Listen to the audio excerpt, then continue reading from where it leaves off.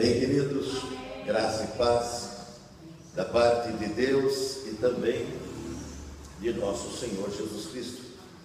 Nosso coração mais uma vez alegres, depois de uma longa e distante semana, onde estivemos em viagem lá para o Equador, em Quito, e ausente, evidentemente, desta casa, onde podemos dizer, como o apóstolo São Paulo, em Coríntios, no capítulo 5, ele diz: ausente no corpo, mas presente no espírito. Mesmo a tantas milhas, 9 horas de viagem de avião, que eles corta os céus com aquelas suas turbinas, nós estamos sempre contemplativos e voltados para este lugar que o Senhor proporcionou para ser o lugar da adoração ao nome da sua glória. E evidentemente, quando Ele nos dá esse privilégio que tivemos de ir para um outro lugar, o meio da terra, porque o Equador tem um marco, do centro da terra.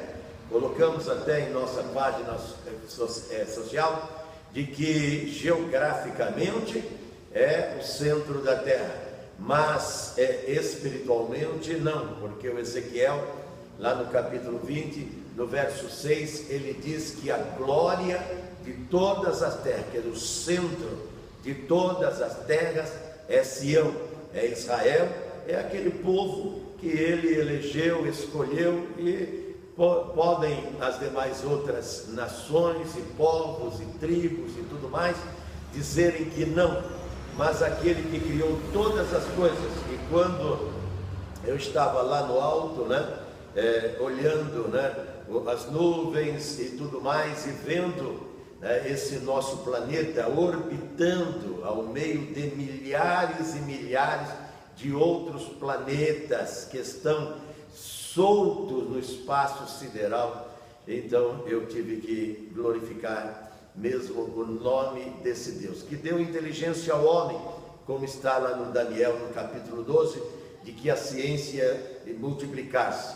E essa tonelada de ferros e metal está voando e singrando os céus, é uma prova de que a palavra de Deus não volta atrás. E Ele deu sabedoria ao homem para transportar centenas de pessoas ao mesmo tempo às alturas, 3.000 quilômetros ao alto, E para ele ver que esse Deus, ele de fato existe. Pode o homem juntar argumentos, pode o homem criar filosofias, mas isto nunca vai suplantar a verdade desta palavra que diz que há um Deus Criador. E nós então voltamos, como cantamos, retornamos, eis-me aqui de novo, outra vez neste lugar, para diante dele, juntos, abrirmos o nosso coração. E quando temos o privilégio, como tivemos eu e minha esposa, de ir a tantas milhas longe da nossa nação, a gente vê o quanto que a casa, este lugar, a nossa igreja, ela deve ser importante. Fomos bem recepcionados por ambas, porque a igreja em Quito, no Equador, é diferente da igreja do Brasil. Aqui nós podemos tem igreja que tem 5, 6 reuniões diárias. Lá eles têm só uma reunião no meio da semana, e é no domingo de manhã. Então nós que estamos tão habituados a cultuar e adorar a Deus, como diz a Bíblia, diariamente, todos os dias, porque a igreja primitiva nasceu com esse princípio, não fomos nós que inventamos. A Bíblia diz que todos os dias eles estavam reunidos e partindo o pão de casa em casa e dando glórias a Deus.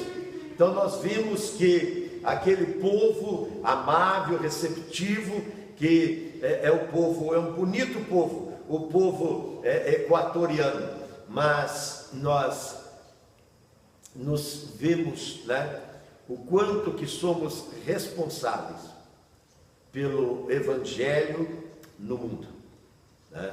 O apóstolo São Paulo, parece-me que lá no capítulo 17 de Atos dos Apóstolos, no verso 16, quando ele entrou em Atenas, como eu entrei em Quito, ele ficou constrangido vendo o povo entregue à idolatria. E o povo equatoriano é um povo idólatra. E a igreja dominante lidera. E está aí em qualquer meio de comunicação, de informação, está aí no Google, né? Chamam alguns do santo Google, né? Que 85% daquele povo são católicos. E a idolatria reina naquele lugar. As imagens de esculturas tão proibidas pela palavra de Deus têm uma liderança enorme. Vimos igrejas totalmente de ouro, igreja que dá umas 30 igrejas nossa, totalmente de ouro, um povo que o Equador é uma das nações pobres da América Latina, um povo com necessidades gritantes, com uma ostentação e uma glória, inclusive não pudemos sequer fotografar, mas está aí, né, nos meios de comunicações, que quem quiser buscar vai encontrar tudo isso. Então, quando eu me vi no Equador, eu me vi como Paulo, constrangido, né, dentro de mim, porque o povo está entregue à idolatria. E nós sabemos que a idolatria é uma ausência do Deus da verdade. Pode eles quererem juntar, né, uma coisa com a outra, mas é impossível que isto se dê. Bom, estamos de volta, felizes por Deus nos ter levado. Oramos para que a nossa ida e estada, né, naquele lugar sirva para influenciar. Orei pelas madrugadas, acordava muito pelas madrugadas, pedindo a Deus que se eu pudesse influenciar, e eu não voltei de maneira nenhuma desencantado com esta oração, de que eu devo ter influenciado pelo menos uma vida, e a minha Bíblia diz que uma vida vale mais do que todo esse planeta, este universo e esta terra. Abramos nossas Bíblias no capítulo 11 de Mateus.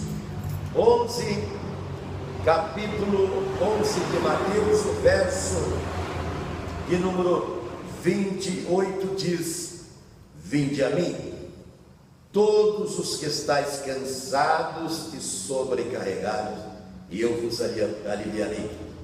Tomai sobre vós o meu jugo e aprendei de mim.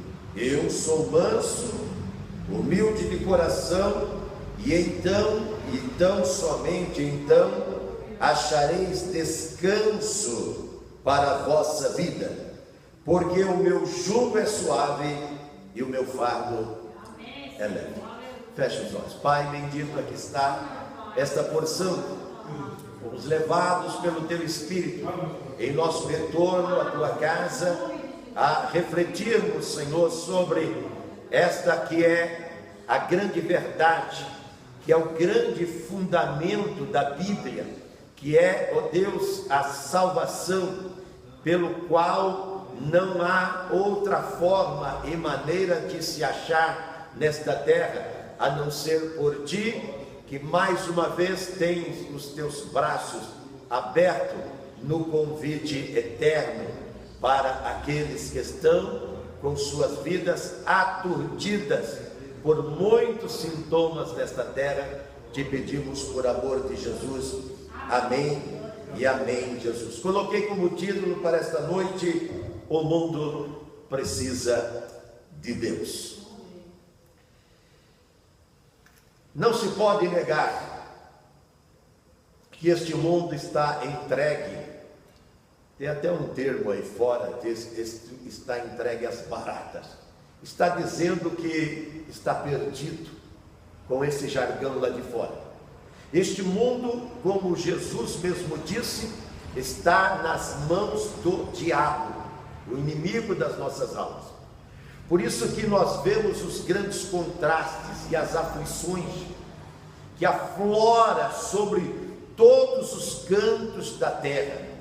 Não é o Brasil que está vivendo conflito, esse país está vivendo um conflito moral, o grande conflito da nossa nação é um conflito moral. Quando eu volto, como hoje, cheguei pela manhã às 7 horas da manhã, e já entrei em contato com os meios de comunicação para saber a que pés andam esta terra. A gente vê que uma semana só, até, vamos supor, projetos peçonhentos, talvez um projeto como esse não passe nem na Líbia, nem no Afeganistão, nem no Iraque, mas provavelmente hoje eles já votaram o perdão para os políticos que têm a sua vida suja lá em Brasília, ou se não estão votando ainda. Você percebeu? Tem uma série de coisas acontecendo nesta terra, e eu venho de uma terra pobre, onde o meu dinheiro, o real, que lá não vale nada, eu tinha na carteira e tive que transformar em dólar. E lá, uma coisa que aqui custa 20 reais, lá custa 60, 80 reais. Um carro que foi comprado pela minha filha de 36 mil, lá que daria dólar, né? Que daria 100 mil, mais de 100 mil aqui, se compra por 60, por 50, 80, no máximo 80 mil. Então nós vemos que é uma realidade ruim que está vivendo a humanidade, né? Por outro lado, nós vemos as catástrofes acontecendo, né? Os abalos sísmicos. Eu venho de um lugar, né? E eu ainda dizia, enquanto eu estiver aqui, terra nenhuma treme, aqui não, entendeu? E podia até torcer para tremer aquilo lá, entendeu? Não tem esse negócio de eu estou e tem catástrofe, não. Eu já disse para você que onde você está, a bênção do Senhor está naquele lugar. Não importa que seja Brasil, Equador, que seja Haiti, outro país miserável da América Latina, ou mesmo lá no Afeganistão, no pior lugar da terra, que é aquela zona de conflito de Israel, que é a faixa de Gaza. É uma das piores, um dos piores lugares da terra, lá em Israel, que é a faixa de Gaza. Então nós vemos que quando nós estamos em um lugar, aquele lugar é abençoado. Por quê? Porque a minha Bíblia diz que o Senhor, o anjo do Senhor, acampa ao redor daqueles que o temem para os livrar. Estivemos subindo lá naquele vulcão, que é o maior vulcão do mundo, né? A 4.000 metros da linha do mar, né? E evidentemente não conseguimos chegar até lá, até sentimos mal súbito, né? Comemos muito, informaram que tínhamos que comer bastante para ter força, e foi justamente isso que atrapalhou, né? Lógico que eu não ia subir lá, porque existe uma técnica, né? Quando você sobe no terceiro estágio, você tem que inclusive pousar ali, ser preparado para subir mais acima, né? E é um lugar de muitos problemas sísmicos. Vulcões estão ali em atividade constante, né? E terremotos a todos os dias, semanas e meses são gritantes naquele lugar. Mas nós sabemos que a terra do Papa lá sofreu a mesma consequência, né? Há um mês atrás e agora a semana passada as mesmas coisas acontecendo. Então, presta atenção, não há lugar seguro na terra. E não sou eu que estou dizendo isso. Homens que são versados no assunto, estudiosos, que estão vasculhando os céus com suas naves, com seus instrumentos, eles dizem que o pior pior lugar para se morar é a terra. E agora nós lemos um personagem que a terra não pôde conter e nem sequer conhecer, que é o Deus encarnado, Jesus. Está dizendo: vinde a mim, cansados. E eu então fico refletindo comigo, quem nesta terra não é uma alma cansada? Quem nesta terra não é uma alma angustiada? E nós vemos que as pessoas estão transitando de um lado para outro, e dentro delas está como o furacão, que eu não consigo lembrar o nome do Cotopaxi. É o furacão mais, é o vulcão mais alto da Terra, Cotopaxi, lá em Quito, no Equador. E ali está dentro uma ebulição efervescente dentro desses furacões todos. Mas eu pergunto, e dentro da alma do homem, da sua alma, você que está aqui, você percebeu que a sua mente não consegue descansar um minuto? Você não consegue descansar. E Jesus, ele faz aqui um convite. E Jesus, ele viveu a matéria que eu e você temos. E quando ele viveu, ele não viveu como Deus. Ele tanto viveu como morreu como homem aqui na terra. Porque Deus não morre. A divindade dele não faleceu, não morreu, não extinguiu de maneira nenhuma. Mas o seu corpo sofreu todas as intempéries, todos os conflitos, todas as agonias. Tanto é que ele diz: a minha alma está sofrendo as ânsias da morte. Ele diz: a minha alma está em agonia. Foi ele quem o disse, está aqui nesse livro. Sentindo que o terror da morte que assombra você e assombra todos os homens na terra estava chegando para ele também.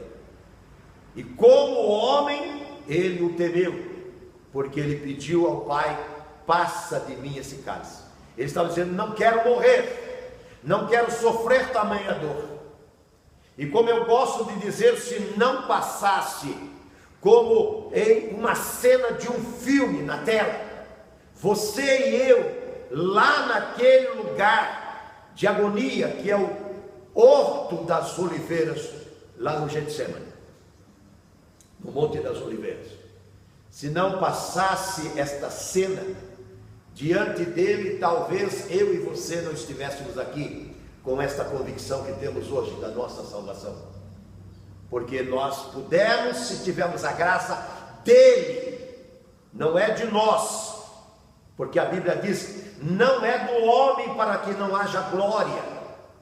Todos que estamos aqui recebemos a dádiva para crer que nós precisamos aquecer, precisamos permitir que este convite eterno aqui, o vinde a mim, alcançasse a nossa vida como de fato se deu.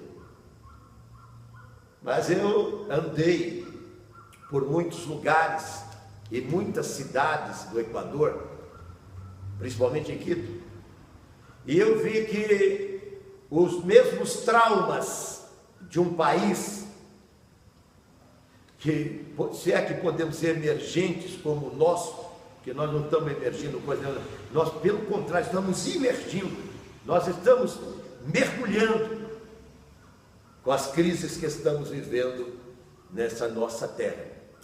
Então eu vi que a crise do povo equatoriano e o povo latino, mas eu vou aqui me estender ao povo asiático, ao povo da América Central, ao povo da Europa, ao povo do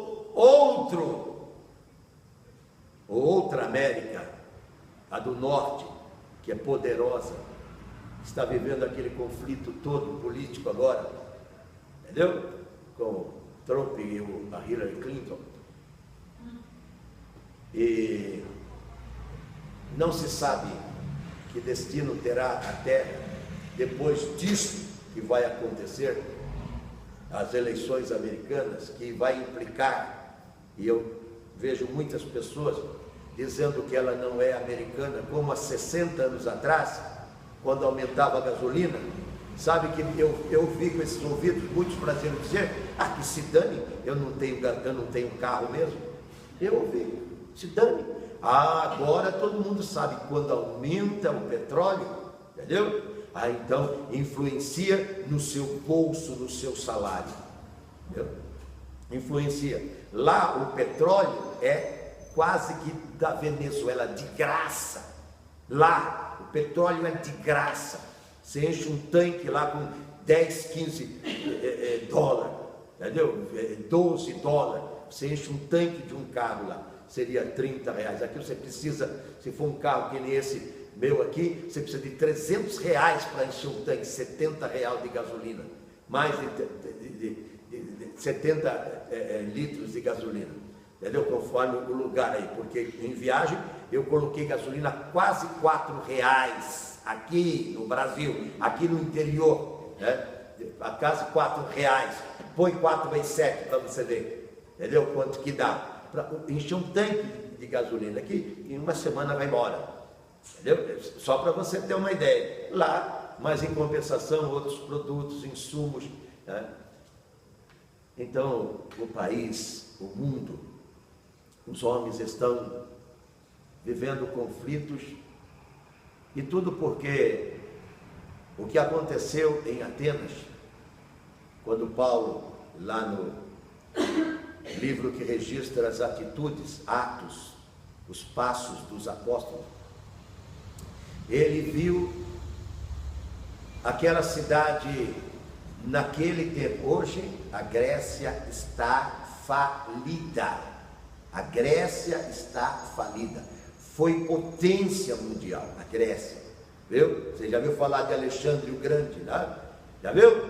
Foi potência mundial, está falida, como também Roma, que foi potência mundial, como o Egito, que foi potência mundial, como a Mesopotâmia, que é o Iraque, que foi potência mundial, como o Irã, que foi potência. Eu sei. Às vezes eu prego e fico aborrecido, porque as pessoas querem viver somente, olhar somente o ciclo que elas estão vivendo. Nós somos um mundo globalizado, gente. O que acontece num país repercute no outro país. É isso. E esse individualismo centrado no próprio indivíduo não leva absolutamente a nada. Por isso que o Evangelho é para ser pregado.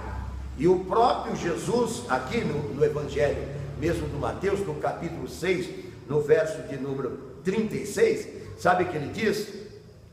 Jesus olhou os homens, como eu olhei agora, e eu estou bem distante desse ícone maravilhoso, que é exemplo para toda a terra, Jesus. Mas Jesus olhou os homens, e está lá no verso 36, ele os viu como ovelhas que não têm pastor. É assim que está a terra. E todos os que arvoram na liderança, eles, como o da Nicarágua agora, que ganhou a eleição ontem, entendeu? E pôs a mulher como vice, e está aqui nessa Ameriquinha nossa, não é correto. Como lá também o Rafael Correia não é, como não é o Maduro na Venezuela, como não é o Macri na Argentina, como não é o outro nosso aqui, que não sei se é para Temer, o Temer, aqui. Mas o mundo está assim, gente.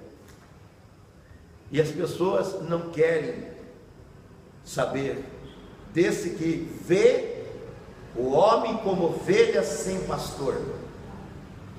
Quer dizer, sem guia, sem ninguém que a tome pelas mãos e os leve a lugar seguro.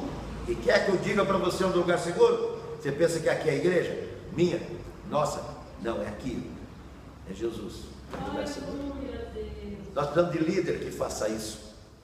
Não líder que encha de ouro a sua catedral, como eu vi lá em Quito.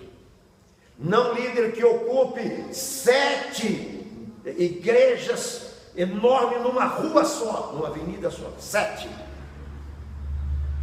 catedrais formosas, com um povo que tem um salário mínimo de $400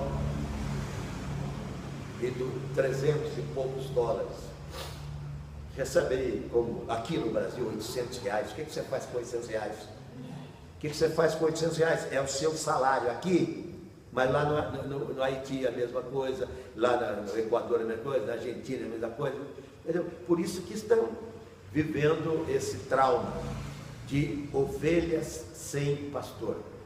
E aí Jesus olhou para os discípulos, como eu olho para vocês hoje, e ele disse: orai para que o Senhor Pai, Deus Jeová, envie obreiros, envie pastores para tirá-los deste poço fundo, negro e cruel que estão vivendo. Não tem nenhum líder de nação nenhuma, nem americana, que possa tirar o planeta deste estado de agonia que ele está vivendo.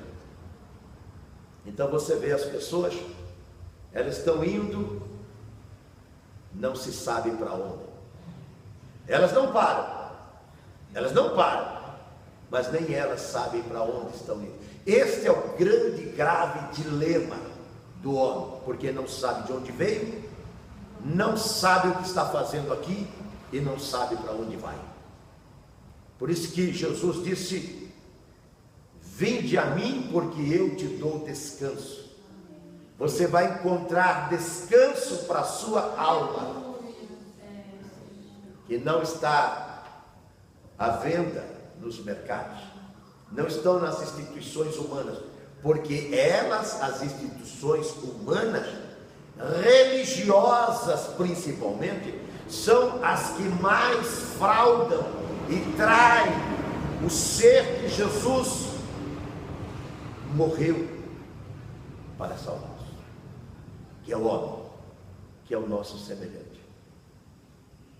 Então, nesta nossa ida a tantas milhas fora desse nosso horizonte, ela serviu para nós olharmos como o Paulo olhou Atenas, na Grécia, potência, com tristeza, porque os via como idólatras, voltado para o misticismo, para a cultura do Deus que é feito pelas mãos do homem.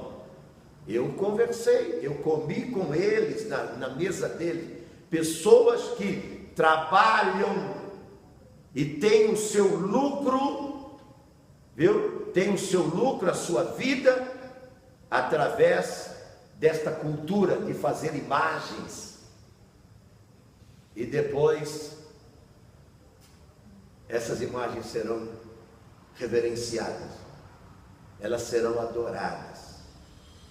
E quando eu me vi ali e entrei nessa, lá chama de oficina, sei lá, entendeu? E os vi, né, fazendo lá os seus Jesus, do tamanho desta parede quase ou mais, né, e olhando a ostentação e glória da religião dominante daquele lugar, então eu senti uma aversão muito grande pela religião. Eu já não gostava da religião, e então agora gosto muito menos. Se eu for a Roma, então eu vou odiar esta famosa religião, que não é a dominante de todas as religiões, inclusive a protestante. Porque o vinde a mim não é para nenhuma instituição ou organismo terreno nesta terra. É evidente que nós vamos ter que ter um lugar para nos encontrar, lugar para nos reunir, mas a igreja chama-se Jesus Cristo, o descanso, que é ofertado a todos. E evidentemente nossas mensagens alcançarão algumas, não muitas, mas algumas pessoas. Deixamos nossos boletins com alguns ali, líderes de igreja e pastor também, e certamente vai alcançar alguns deles. E eles verão a nossa fala, a impressão que tivemos.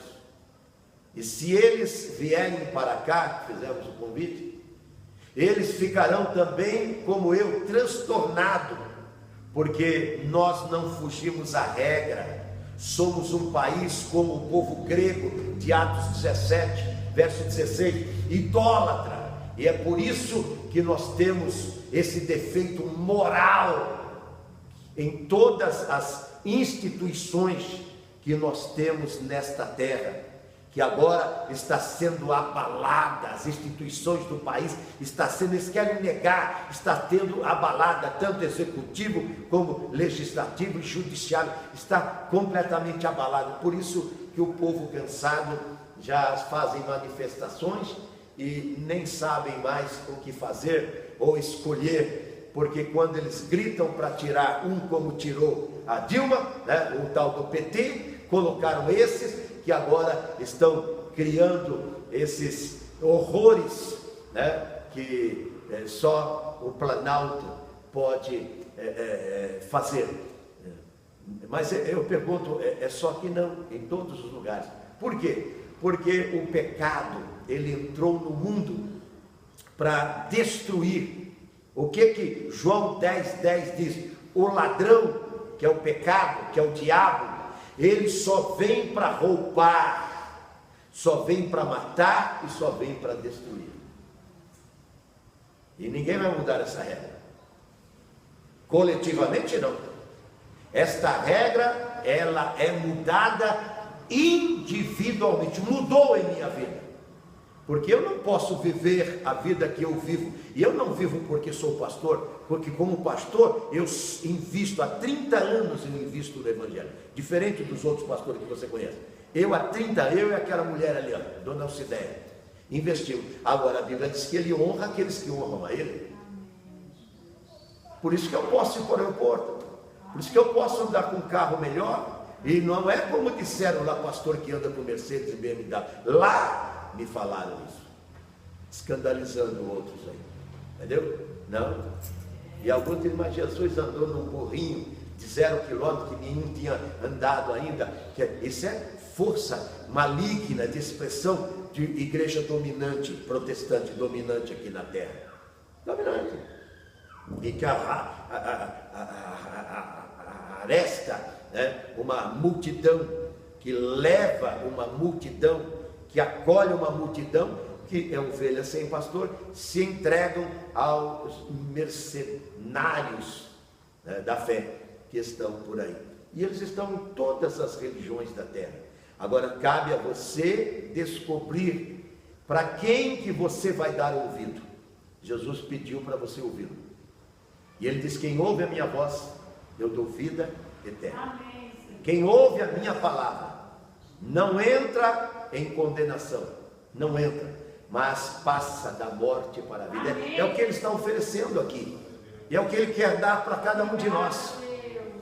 E ele quer nos despertar. A igreja no Brasil tem um avivamento aí apóstata, e a igreja lá do Equador precisa de um avivamento em Deus, o verdadeiro avivamento, como também eu e você precisamos ser avivados. Para ter o quê? Para ter a consciência que eu não fui para Quito para desfrutar, para ver a filha e desfrutar de privilégio de turista. Pelo contrário, porque eu sei que aonde eu estou, Deus tem um propósito, e Ele sabe que o propósito chama-se Evangelho, e você que me ouve, precisa aprender, que onde quer que você esteja, Deus te colocou ali, nada acontece aleatoriamente na vida de um crente, Deus te colocou ali, e Ele tem que ser o projeto maior do seu momento, no lugar que você esteja, não importa onde que seja, não importa, verdade?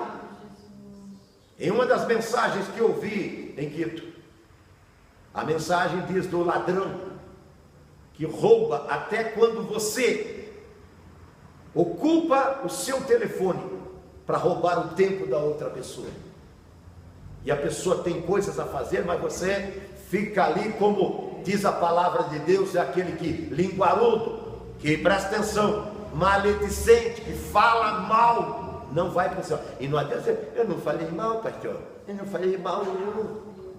E as pessoas falam, não, ainda falam assim, eu falei a verdade. Mas essa verdade é boa?